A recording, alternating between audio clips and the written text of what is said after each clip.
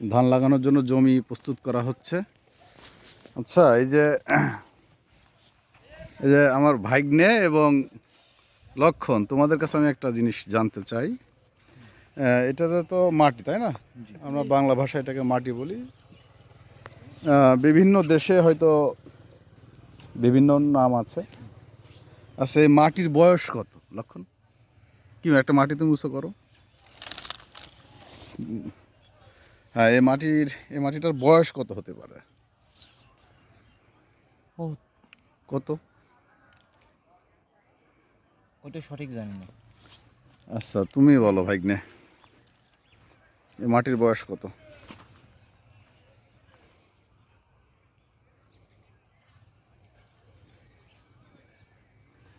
পৃথিবীর সৃষ্টি হওয়ার পরে তো মাটি হয়েছে। হ্যাঁ, সেটা তো অবশ্যই। মানে এক সৃষ্টির পর থেকে না একটা প্রক্রিয়ার মাধ্যমে মাটি এসেছে। তারপর কিরকম বয়স হতে পারে কি মনে হয়? 3000 বছর। 3000 বছর? 3000 বছর তো সেদিনকার কথা। কোটি কোটি কোটি হবে। কোটি বছর তো হবে। কয় কোটি বছর হবে? 700 কোটি বছর আগে। 700 কোটি? 700 কোটি না, পৃথিবীর বয়স হচ্ছে 500 কোটি বছর। 500 কোটি। আচ্ছা, যারা এই মাটি নিয়ে, যারা মাটি বিজ্ঞানী আছে, মাটি পরীক্ষা করা যায়। মাটির নানান রকম প্রকার আছে।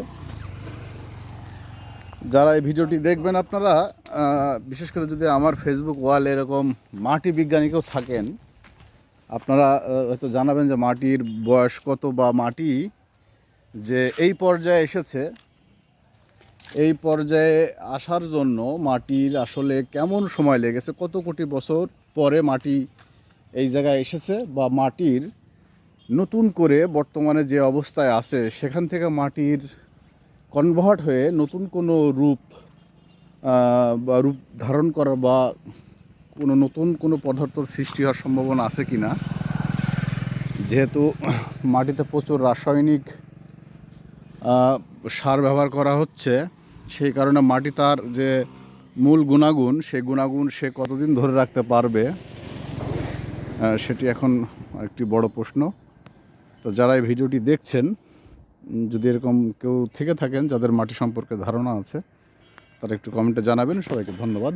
আসসালামু আলাইকুম।